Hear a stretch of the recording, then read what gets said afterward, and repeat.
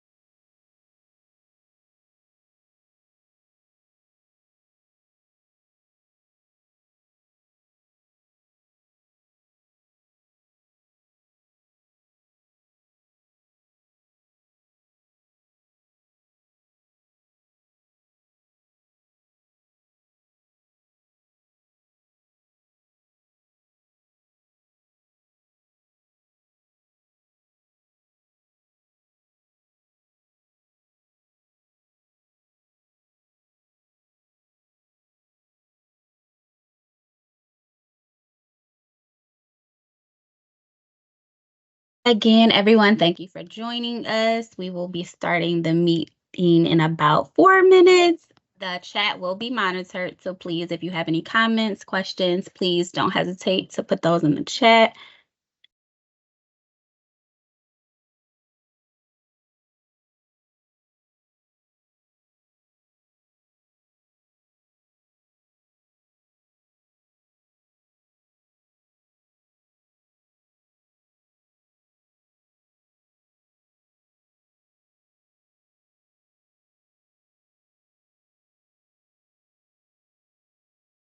Can everyone see the actual presentation? I just want to make sure that you guys are seeing my screen.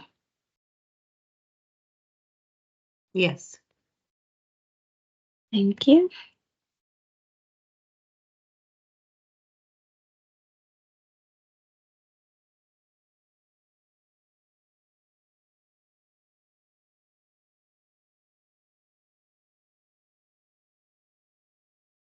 Mary, I see that your hand is up. Thank you. Hi. I didn't know if I was represented here, but I'm presenting, so I couldn't do anything with my camera or my mic, but I'm on now. I see. You're all good. I just moved you up. I had to find you first, so I just moved you up. You should be good. Okay. Thanks.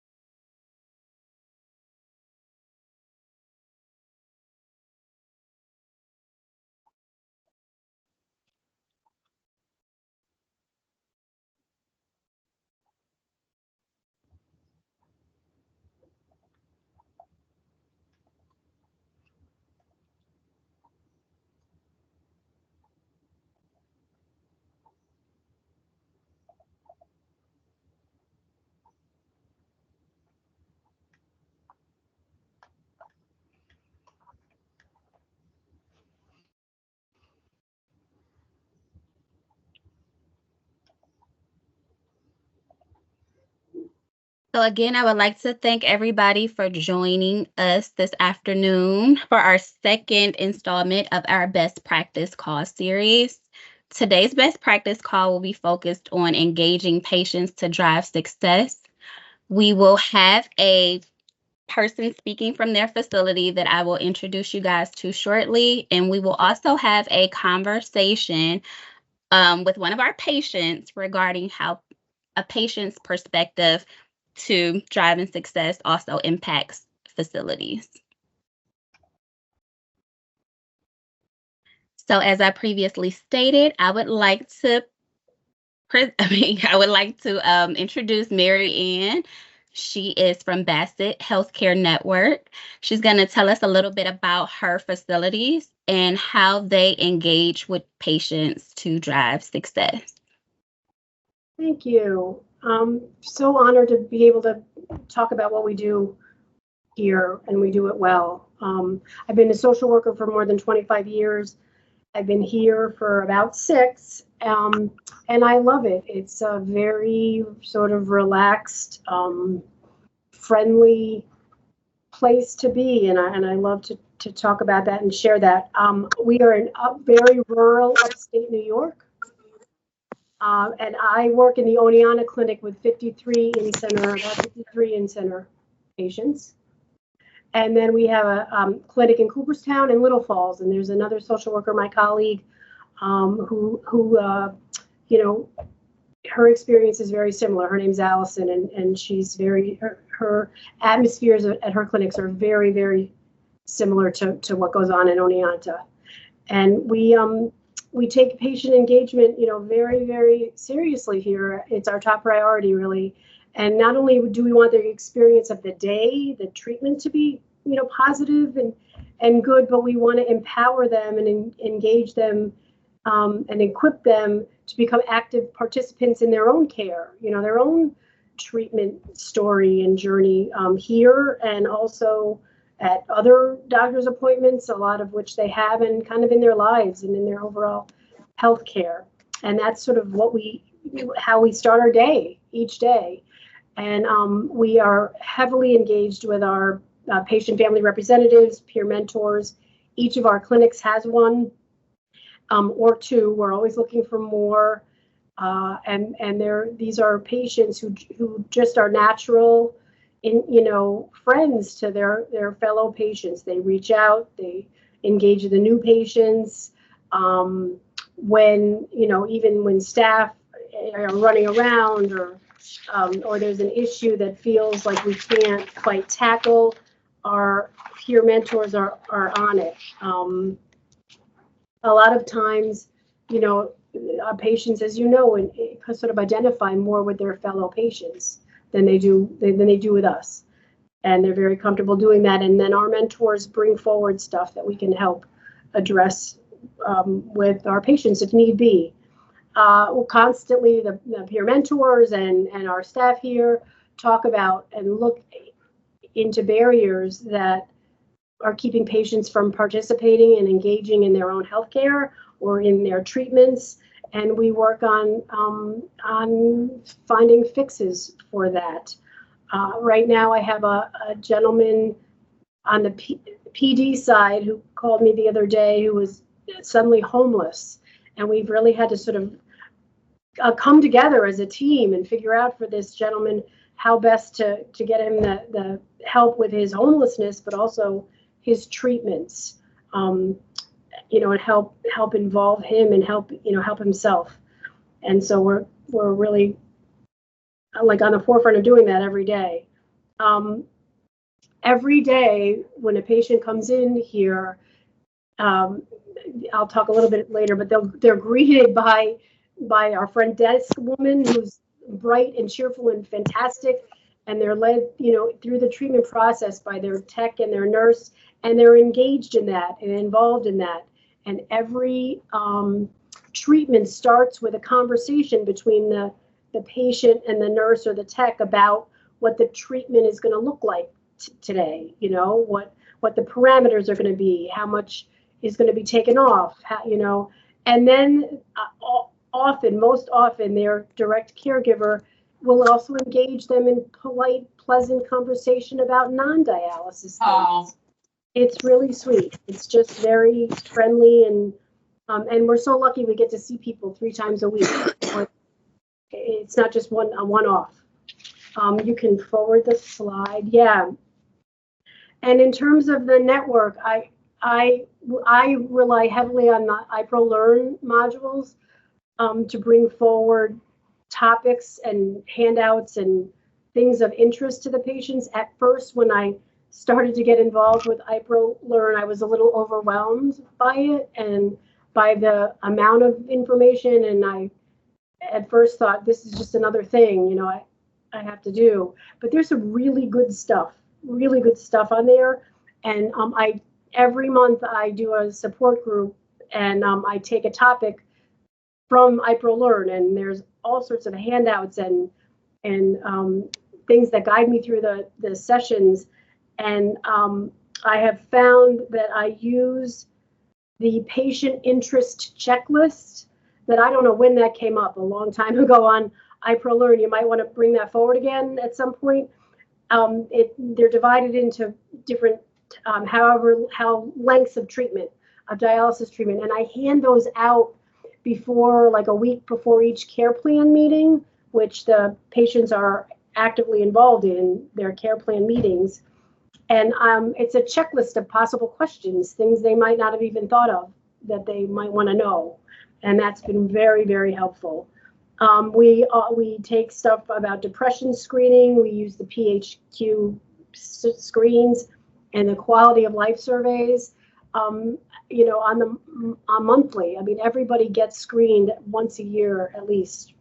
We're just constantly kind of talking about stuff out on the floor, screening for things and talking about things that are possible barriers. We have a fantastic transplant coordinator at each facility who really engages patients directly about that. You can forward the slide. I already mentioned the monthly support groups. I've been doing it for a couple of years. It's not like heavily attended necessarily, but I talk about it every month with the patients that we're having it. I send out email invites, and then I print out whatever pertinent, information, whatever brochure or handout, and we hand them out. It's been, very informative. Each of our facilities has peer mentors, all 3 of them, and we're constantly seeking more peer mentors if they want to join. We have finally, this is probably a year now, have gotten a representative from each of the facilities to attend our monthly QAPI meetings. That's been awesome.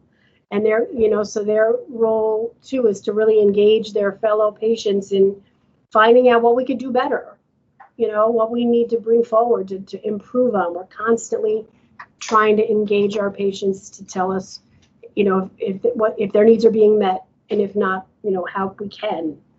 We're constantly want to be available too. We have peer mentor brochures with direct contact number through me actually, but and who the peer mentors are.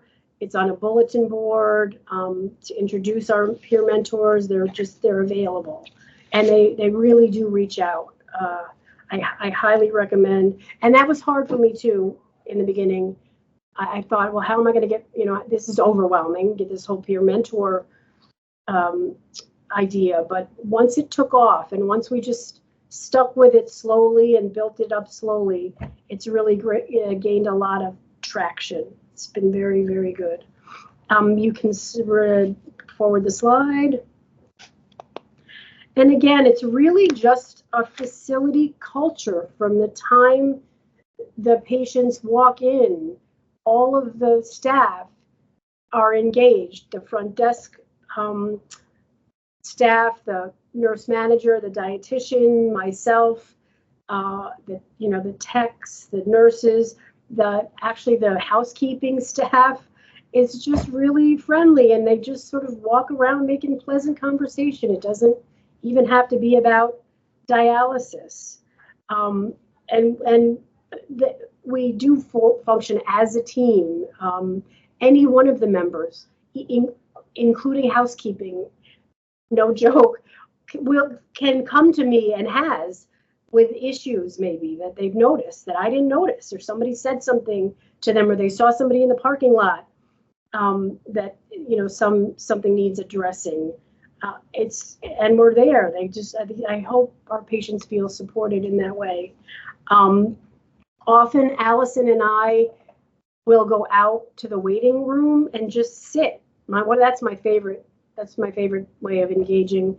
I just go sit in the waiting room and hang out with the people waiting and their families, or whoever brings them, and we kind of have an impromptu support group out there while we're chatting. And when I don't do that, they're doing it with each other. And somebody has started a calendar in our waiting room, one of the family members, and she's putting first names, we're not breaking HIPAA to my knowledge, but of birthdays. She's marked when the staff birthdays are and patients, just first names on the calendar. And it's really neat. Open door policy always. My door is open. My nurse manager's door is open for the patients. The dietitian is open for patients, but also each other. I have staff come back and vent sometimes, because we're not all, this is not like, everything isn't happy-go-lucky all the time, because that's just not how life works. But there's an opportunity for people to come and talk about that privately and sort of vent and then, get their bearings again. And when there's times when we notice that there's more tension maybe out on the floor, or our nurse manager especially will make a note to say that to out on the floor, or call people in. Let's take a deep breath. We're invited to go for walks outside, when you can take a break. Like, self-care is really important around here too. And we say it a lot. If you're unhappy coming to work, or the patients know it, if you're unhappy, everybody's unhappy. So let's try and work it out so things are run smoothly. All of us, like social work, dietitians, nurses, doctors, we're always throughout the month just on the floor, rounding and talking and engaging the patients in to see if their needs are being met and how they can be more actively participating in their needs. I think that's the extent of what I had. Let's see. Oh, thank you so much. Reading comments. How many peer mentors? Okay, so Oneonta has two peer mentors on Monday, Wednesday, Friday, and we had two on Tuesday, Thursday, Saturday, but one passed away. I do like to have one or two, at least one on each shift. I think Cooperstown might have one total. I think they're still looking for, and also Little Falls, one total. So there's still a kind of work in progress looking for to cover the off shift. I saw another comment that stated, do you include a care plan in those meetings that you have when you talk to your patients? When we do the care plan meetings, is that? It just says, do you include a care plan? Do you include planned care in those meetings? And is the patient's family included in those? Yeah, okay, yes, absolutely. So we do the care plans, I think it's 30 days, 90 days, and then a yearly. Is that how? I'm really bad with paperwork. I'm sorry. I just go where people tell me to go. But yes, we have a care plan document, and we talk about that with the patients, with the parts of the document. And pre-COVID,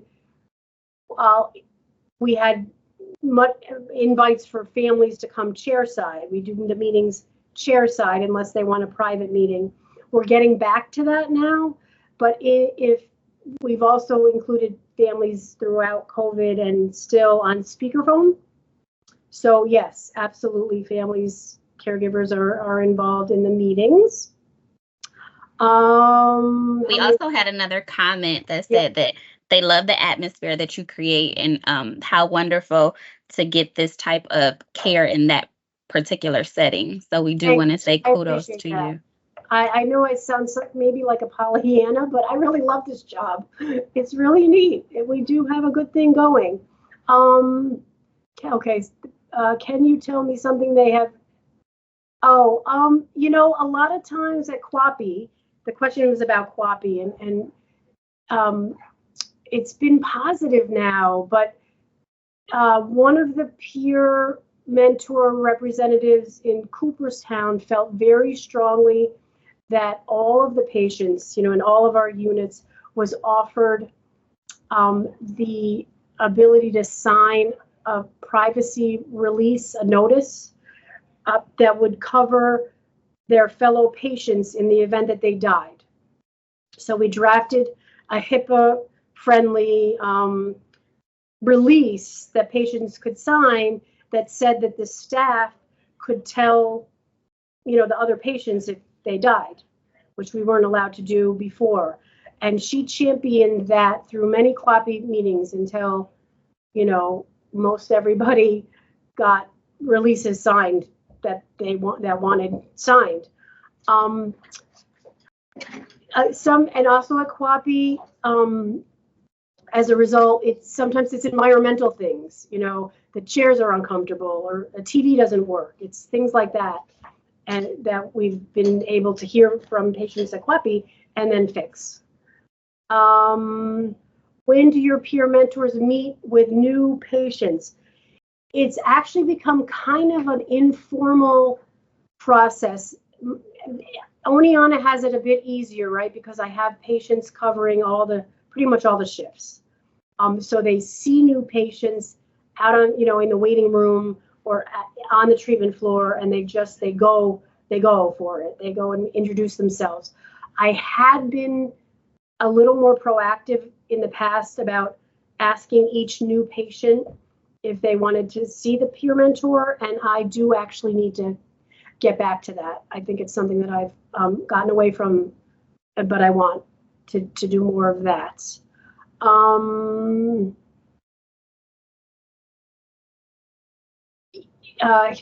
So in terms of privacy disclosures and confidentiality for the peer mentors, how we've dealt with that is that we also, in terms of signing release of information, have all my peer mentors have signed privacy releases, you know, that I can share their sort of demographic information. And if a patient wanted to become directly related to a peer mentor and get some ongoing peer mentorship, we were signing releases on that end to the peer. The patients were signing for themselves as well. But we need to tighten that process up, I think, as well. We're a little loose on that. That is a good point.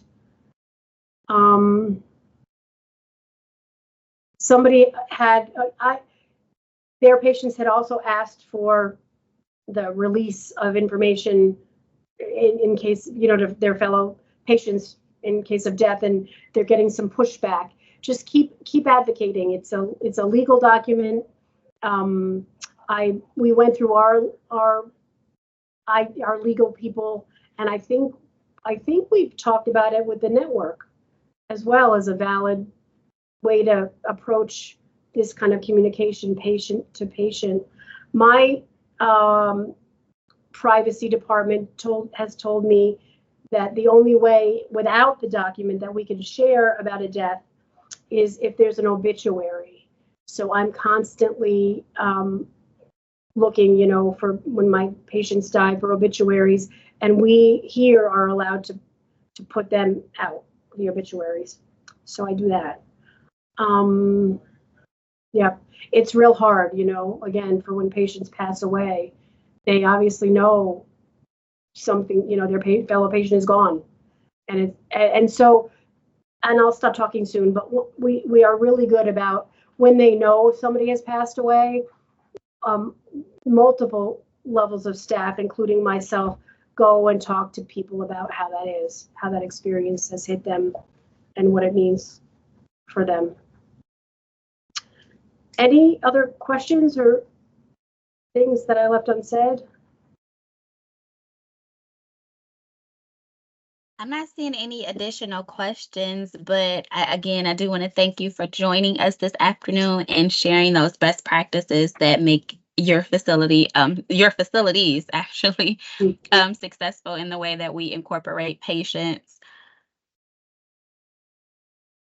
I do see is transplant living donor talked about in care plan meetings. Yep, absolutely. My doctors are the doctors and nurse practitioner that round, and all, again, myself and the dietitian, and the transplant coordinator RN, we're always talking about different options for transplant, and we have several people on the list or pursuing the list, some of which who are pursuing living donors, and they talk about it with each other, and we've had several people get transplants over the years. One recently, actually, from a living donor. And so we get to talk about that with, again, the patients already know, so we kind of continue the conversation without trying to break anyone's confidentiality. There was one other one. Many folks say patients are too tired or overwhelmed to participate. I find that's so valid. That's so true. I find that patients are tired and maybe a little apathetic.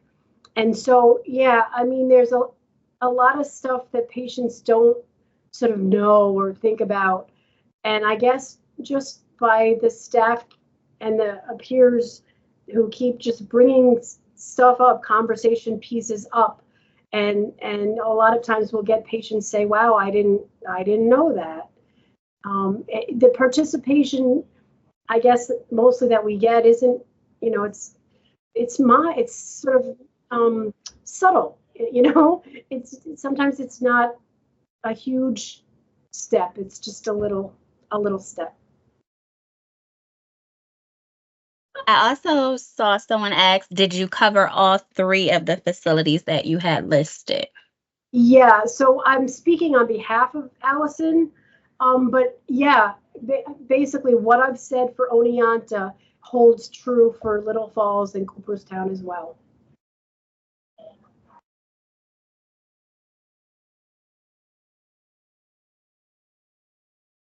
I know one thing that we previously talked about was during those support group meetings, how you gave patients the opportunity to bring up the topics, right? Sometimes topics are presented to them, and it may not be something that is like their topic of interest at the moment. As we know, patients' interest can go various different ways. And so I know that we talked about how you allow the patients to bring the topics to you, and kind of like, do you want to kind of elaborate on like what that looks like? I absolutely prefer that. I love ideas. Will go around to ask the peer mentors, essentially, who I know will participate most often. But actually, that's not true. I'll ask any patient that I'm having a conversation with what they would like to have as a topic, and any topic that somebody has mentioned, I will present on. But I do find, I think, harkening back to the people who are kind of tired, and when they're not at dialysis, they don't really want to deal with dialysis. So from the support group, the virtual group has not gained as much participation as I would want. But I keep trying, and I keep asking people what they want to talk about. And then if I don't get members, at the support group, then I will go around and talk about the topic, separately with people. Oh, sorry. I only cover Oneonta. The question is, do I cover all 3 units? Funny story, I did for a little while when we didn't have another social worker, but Allison is my savior, actually, and a wonderful, wonderful colleague, social worker. So she's been with us, and she covers Cooperstown and Little Falls, and I do Oneonta, and the clinics are like an hour or more apart. The geography is huge, I think. Thank you so much for listening to me go on and letting me present and share something that we're so proud about. I appreciate that. Thank you to you. Sorry, another question. How do I schedule support group meetings? They are the first Wednesday and Thursday of each month.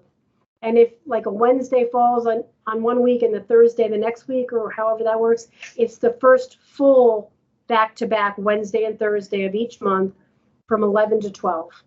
And I've had it that way for, 2+ years. I may be able, I don't know. I'm thinking maybe I should play around with the timing. I don't know. Participation is an issue for me for that. I know we kind of experienced the same thing being the patient and family engagement manager. We have a monthly PFR Alliance meeting, and we have a pretty late meeting because at our one particular point, it worked best for our patients. But we're going to kind of go through different time slots to see now we have a whole new set of patients. We're constantly getting new patients every month. And so we were just going to survey the patients and see which time works best for them and see if we can get, a uptake in our attendance. And I know a couple of our peer mentors had way back when participated in some Alliance meetings. So PFR stands for Patient Facility Representative. We encourage each facility to have a patient facility representative. As Marianne previously stated, sometimes staff gets overwhelmed, right? And sometimes you can have those patient facility representatives step in and kind of assist the facility in educating patients. We actually have things like hand washing audit tools that patients are able to do and bring that information back to those QAPI meetings and kind of discuss the findings to kind of help alleviate some of the pressure in the facility. So we encourage all facilities to utilize their patient facility representatives. And if they don't have any, we definitely encourage recruitment. And we have videos and resources to also assist with that. I do have to say, we tried, a lot of our patients are not tech savvy or not, they don't like a lot of tech. The network has graciously sort of accepted our patient family representatives and peer mentors. However, I've managed to train them. I've tried to train them using the network tools, but it hasn't worked like as perfectly as one would hope. But I appreciate the tools, and I print out this stuff a lot, and they read it. And we also identified that, so we actually changed the training dynamic. They initially went into our IPRO Learn Educational Forum, but now we were doing independent. So I was hosting a 2-part session and recruiting patients to join every month to get that training and the certification. So we identified that not all patients are tech savvy, and that is a barrier when it comes to patient participation. And the information is really good, I think, Is the dietitian who is involved. We have a dietitian here, 4 or 5 days a week, and constantly roaming the place. Dietitians, we go hand in hand with me and the other staff. We're all kind of in it together. The dietitian's on the treatment floor more than most of us.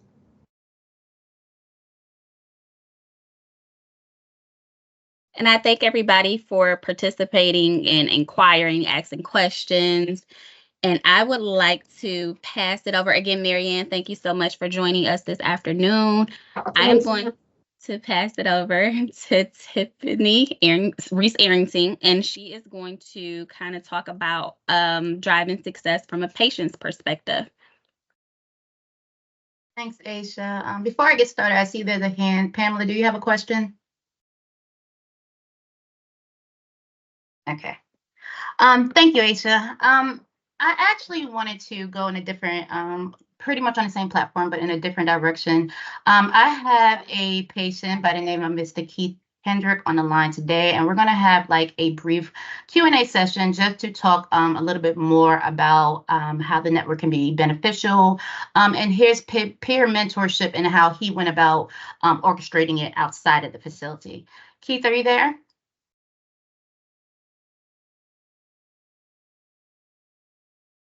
Can you hear me? Sorry, I was on mute. I'm sorry, I was on Okay. mute. It's okay. Good afternoon. Let me first thank you for joining us on this call. I do appreciate you taking time away from your schedule and then just talking a little bit more about your experience. So tell us a little bit about yourself and your journey to dialysis. Sure. Well, I started on dialysis when I my first encountering basically kidney failure, and I was on PD for about 1 year, and I experienced peritonitis. After that, I moved over to hemodialysis for the past 3 years.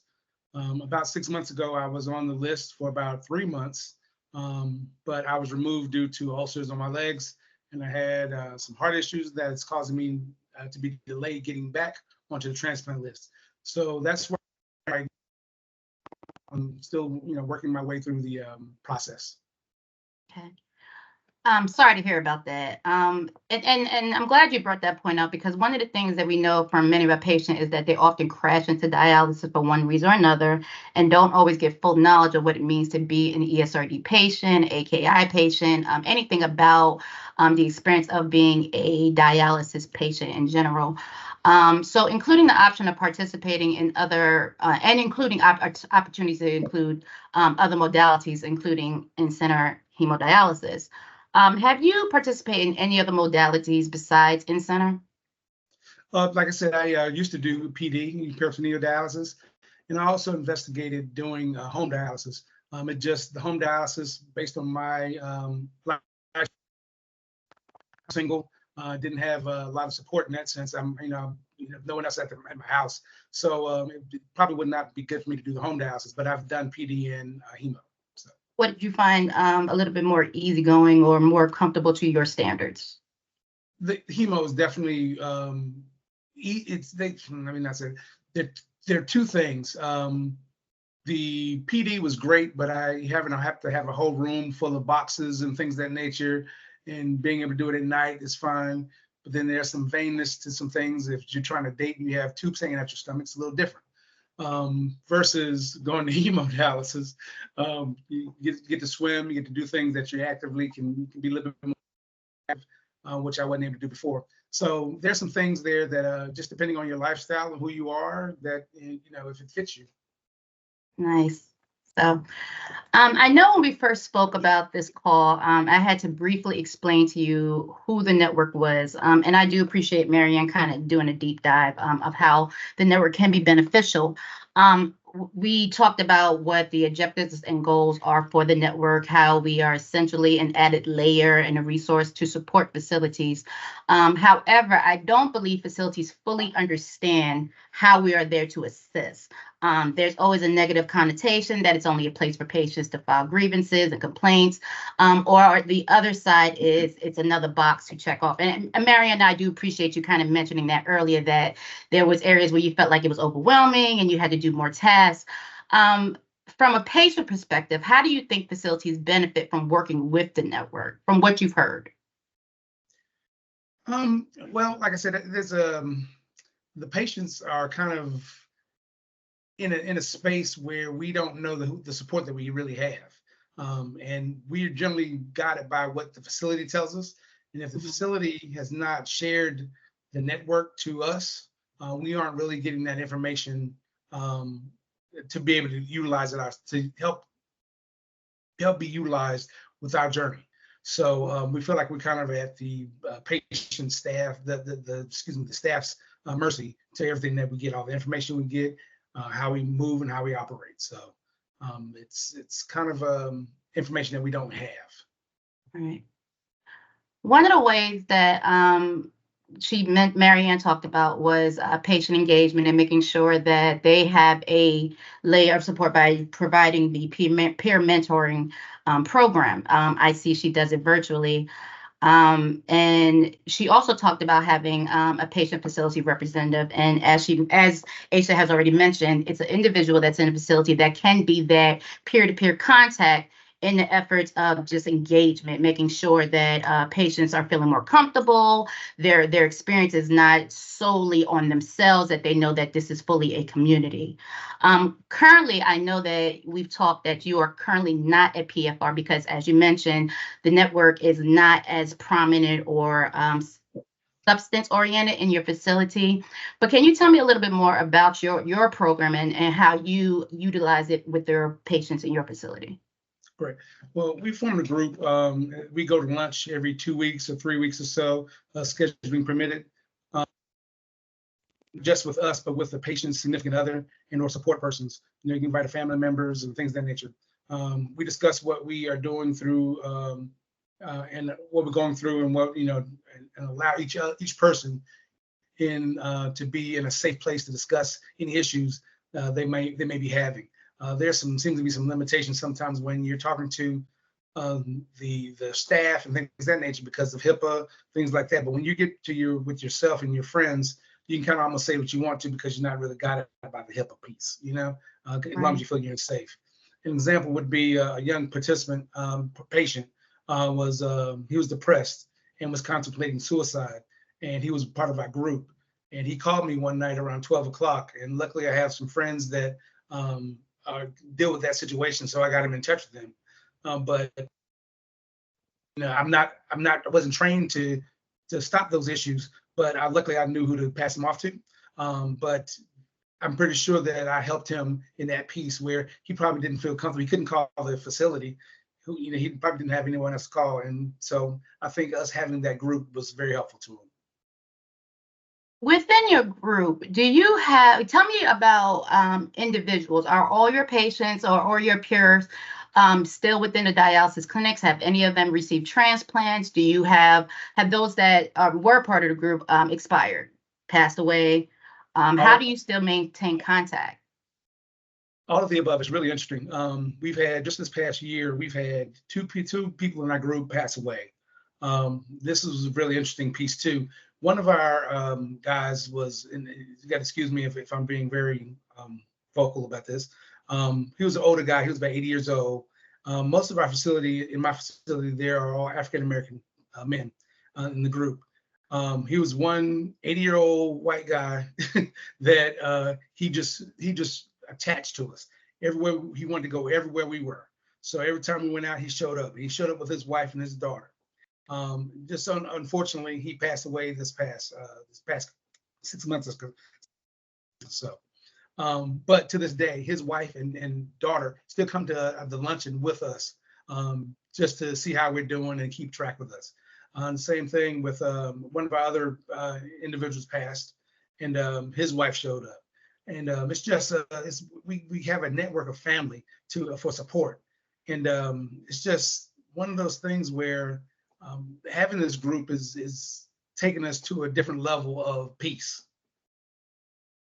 Yeah, we often find that being a patient is definitely one of those things that you can relate, you can understand, versus just being on the outskirts. And one of the things we do recognize is that families do take on, a lot of that, concern and let's just be real, some burden and some the issues coming with the dialysis patient. So when you can continue to format that relationship outside of those that have passed away, how do you feel that the engagement continues to, go forward? How do you continue moving forward, knowing, that the relationships are the way that they are? How do you invite others? Do you, being that people have passed on, we just want to make sure that we're maintaining that engagement within the facility and peers. So tell me a little bit more about that. We have encouragement. It's really interesting. One of the patients and participants who's really the catalyst of this group is a pastor, but he doesn't come into this being a pastor. He comes into it being a normal guy that everyone can say what they want to say. No one's holding back if they have to throw in a couple expletives. So like I said, it's that along with the caregivers and discussing, I'm tired and I really don't feel like doing anything right now, and they're understanding that, to everything where the women who's passed, who now no longer have their husbands, and having a discussion, and she gave us little trinkets from the deceased. Like I received a hat, and that he really liked to wear all the time. So those kind of things, I think, is helping support them go through the grieving process with us, because we're there for them, they're there for us, and it's just a good supporting group. Nice, nice. So one of the things that I am closely related to is preventive measures and vaccinations. And we know that it's extremely important for patients to get all recommended vaccines to manage their ESRD and avoid additional visits to the hospital. We're trying to keep all patients out of the ED. Could you tell us how your facility approaches the campaigning for influenza season during COVID? What does it look like, the campaigning style within your clinic, and how are you, or if your peers are involved? Well, I haven't seen it to be very formal. It's this one person said one thing not too long ago, which was smart to me. She came in, she said, hey, when it's time for us to do our TB, she wants to make sure that everyone does it at the same time. So that she knows how to follow it at this time every year. We need to do the TBs, right? Which made sense to me. But then there's some previously, this is a new FA, this is someone else. Previously, we might have had people not even mention, they just only in passing, oh, we need to get your flu shots done. And that's it. Mm-hmm. But then one at a time, which they were given some, like COVID, one of my COVIDs was done in facility. And the other one was not, because they said, okay, we're not in we can't get them into the facility now. So you have to go to your primary. So things like that happen. So we have to kind of be flexible in what's happening, because it doesn't seem like it's all consistent. So we're in a place sometimes that we have to pivot when we need to. How does that affect your health? I know we talked about before where when these things are not available to you as a resource, as a patient, how can that be a domino effect for all other patients? We talked about, transportation and, insurance and things of that nature. How do you feel that affects, individualized patients, right, or as a culture? The dialysis patient is not a monolith. We understand, I have it easier than some. I had a job and things of that nature. I don't have a problem with transportation, getting around. Some people are not very mobile. Some people have to have call someone to help and support them. So there's some things where, some people are not going to their primary, but they seeing these other doctors, such as you're a nephrologist, you're seeing heart doctor, you're seeing all these other people, but then you're only seeing your primary care maybe every 6 months to maybe a year. So these kind of things, it's just a different thing that we got to think about. We have so many schedules that we have to keep in our place, in our mind, to go see, and someone the next go see, and have some disappointments over here, disappointments over there, and then a rescheduling over this, and it just becomes a little too much. And too many moving parts for us. But like I said, I can only imagine. I don't have it as bad as some, and I know that I've seen people in this situation that's way worse than I am. The COVID pandemic really opened the nation's eyes to quite a bit, and some longstanding health equities, business thought processes, but most importantly, controversies between political and religious beliefs to vaccination mandates, right? So we know we had that uproar of, was you for or against it, which of course has caused quite a bit of refusals due to vaccine burnout. And I know that's not just happening in the ESRD community, that's just happening across the board, general, individuals in the community. And one of the ways that the network is trying to re-engage patients, specifically since we deal with dialysis ESRD patients, to vaccinating, is by changing the narrative to healthy living. The approach is to focus on the optimal health of a patient versus specifically preventive measures. How do you see that as being a positive impact to patients moving forward, being that we're focusing on the fullness, the holistic approach of a patient? Healthy living is good if you want to take it and wrap it into that title, but the action is still the same action. So healthy living is good, but there are other factors beyond healthy living that can be bigger than the encounter of making sure it gets done. Unfortunately, patients buying in is going to be the issue. They're still going to have to buy in regardless of what you do and say, because they know ultimately what it is. It's just being, can't put lipstick on a pig. Sure, that's true. How do you think how can we get patients to buy in? You have to take each individual patient individually. You can't group everyone together and say, here's what's on the plate, do what's on the plate. Sometimes some people need to have a little different engagement and conversation. I don't know, maybe if it's a one-on-one scenario, because some of them feel like they are just a number. So I think a one-on-one engagement with them, even just maybe taking the patient and having a 15-minute dialogue individually in a room with somebody, almost from a therapist type of perspective, to see how they're doing and see what you would like to see them do, because they want to feel like they're not just a number, that someone is actually looking at the chart and seeing what's happening. Like I have a change on my chart for my dry weight, and it got changed. I'm like, well, no one came and told me that they're changing it. They just did it. I'm being herded like herded like a cow. I just need to, I would like to get a document saying, hey, this is what we did. This is why we're doing it. And then kind of moving it from there, because then that way I feel my own success. Thank you. Do you often feel like the reason that the dialogue doesn't occur due to maybe the staffing might be a concern, maybe the disengagement, maybe is the turnover? I mean, what do you think could be beneficial to even have those conversations?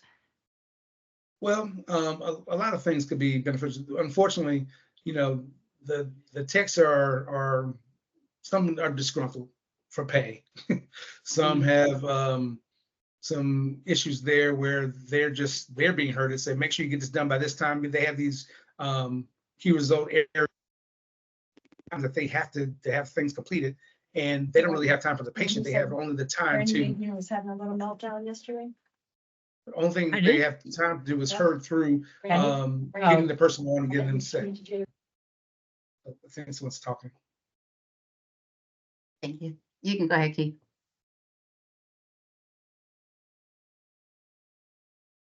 Keith, you there? You have to come off of mute again.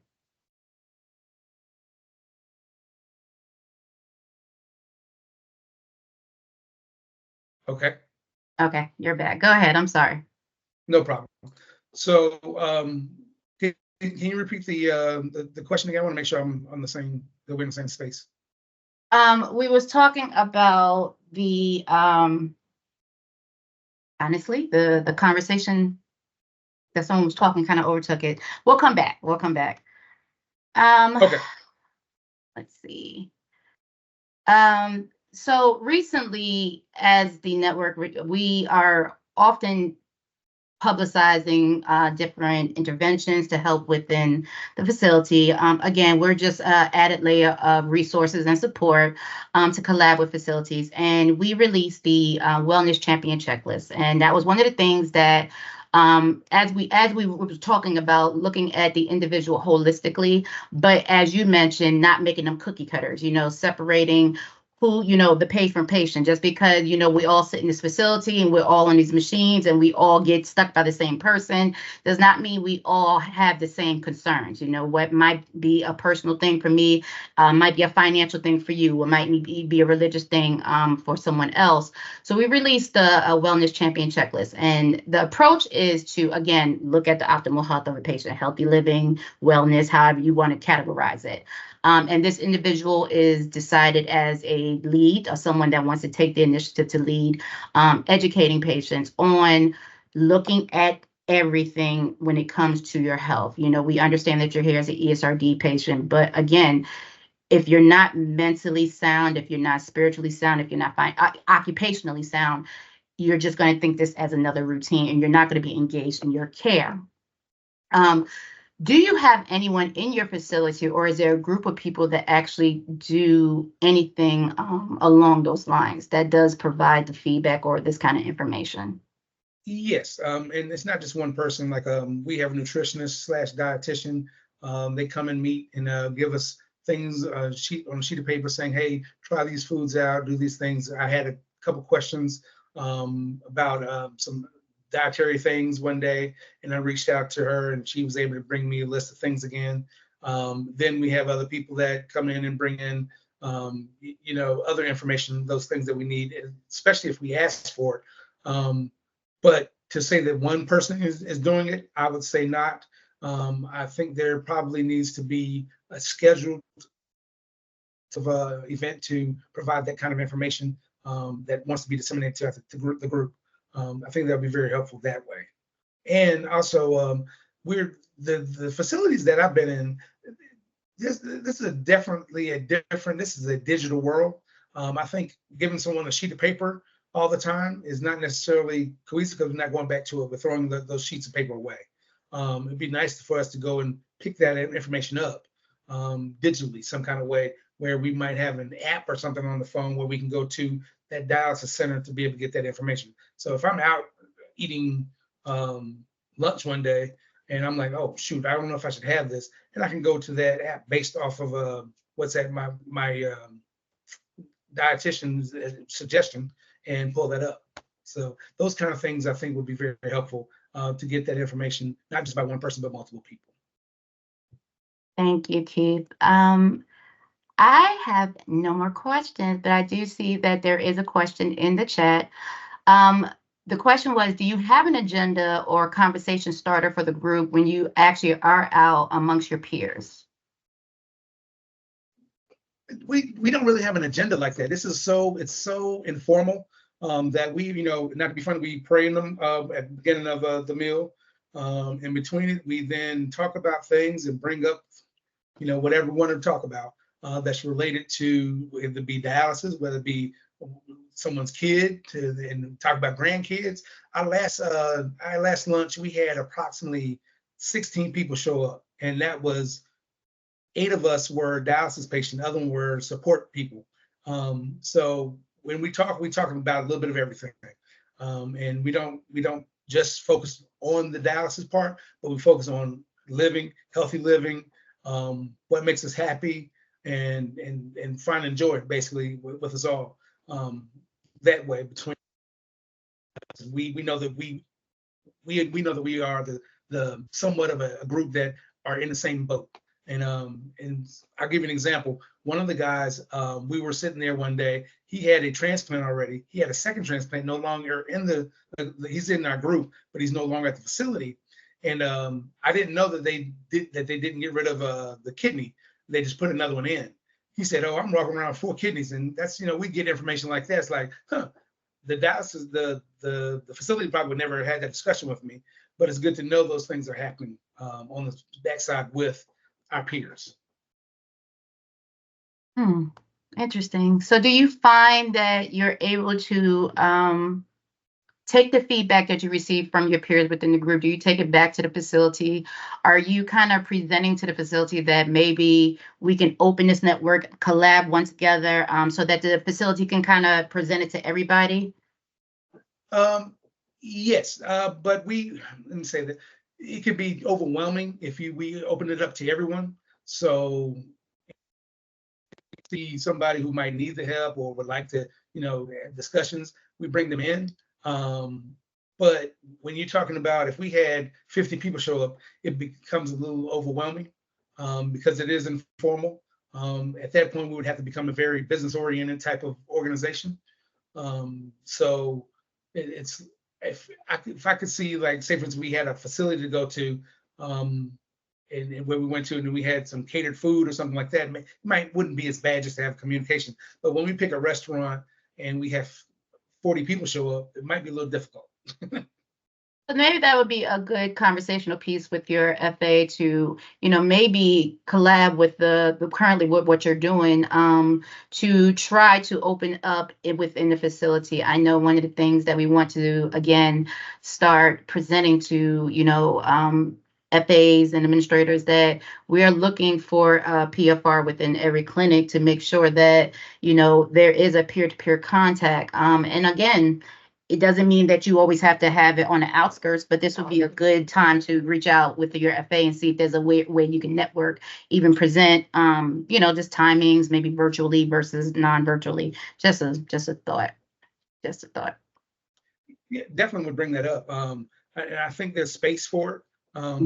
So it's just one of those situations too where you can also bite off a little too much. Like, I'll give you an example. I decided to start a ministry at my church of chronic diseases. And so I went to them, and all of a sudden, I said I wanted to do, of course, kidney disease. And before it became a chronic disease, it was first kidney disease. And then all of a sudden, it's like, well, what about cancer? What about this one? What about that one? And so then it gets too big to almost to where we almost had paralysis on getting the ministry done because we wanted to cover too much. So things that when we're in a situation that we might be in trouble if we do too much by opening up to too many people. So we become into a legality type of thing also as well. That too, exactly. And there's HIPAA issues. We also, like, we had a couple nurses to come with us and or text, but that's not always a good thing outside of the facility, because I think they might frown upon it and things of that nature. So I'm not sure how that works, but those are kind of things that we, when you start blending in the freedom that we have here to the non-freedom that we're going to have working as a business, it makes it a little difficult. Okay. There is a question in the chat. Was your group self-started, or did the dialysis center suggest the group? It was self-started. We basically got together. They said, hey, we're going to do lunch today. Keith, you want to show up? I was like, yeah, let's go. And then that was the four of us. And then all of a sudden it grew and grew and grew. Then we got about, like I said, about 12 people that come. And some people have transitioned over into, some people have left this earth also, and some people have also gotten a kidney. So those are kind of things that we do. We get around some folks, and we'll see if they're a good fit for us also. We kind of want to bring in positivity and uplift in all that we do. And if we have somebody that's just, Debbie Downer, it's just very difficult for us to move forward with them on a regular basis. All right. But you always want to keep the conversation open. Definitely. All right. Well, thank you so much for your time, Ms. Kendrick. Are there any other questions?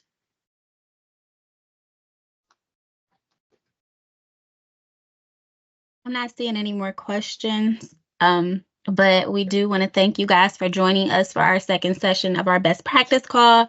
We hope to see you at our IPRO ESRD network, what you need to know about CMS priorities, goals, and IPRO quality improvement call, June 12th. I've also put in the chat the registration for that. And I hope you guys have, we do have a hand, I think. Maybe. No? Hi, yes, I did raise my hand. I just wanted to say, Mr. Kendricks, you sound like so great, and you have definitely brought some light, especially to the part in regards to an app. I was just speaking to my FA because sometimes when you guys are sitting there for the amount of hours and we give you guys information, I've noticed that it's being tossed. And so I think that an app or just something a little bit more condensed for you to read as far as information will go a long way. And I'm glad that I heard you say it. And I just also wanted to appreciate your standpoint on things. So it was really great listening to you. Thank you so much.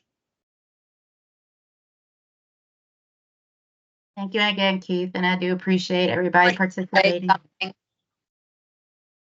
I really thought was great, I'm a transplant surgeon, is when you were talking about communicating with the staff and knowing the reason why for things. And I think that was very important. And that I hope that,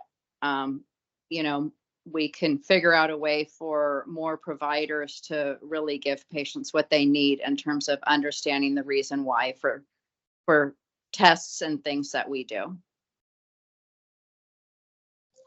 Great. Thank you so much. Any other questions, comments? Okay, Aisha, pass it back to you. Thank you, Tiffany. Again, thank you all for joining, and I hope you have a great afternoon.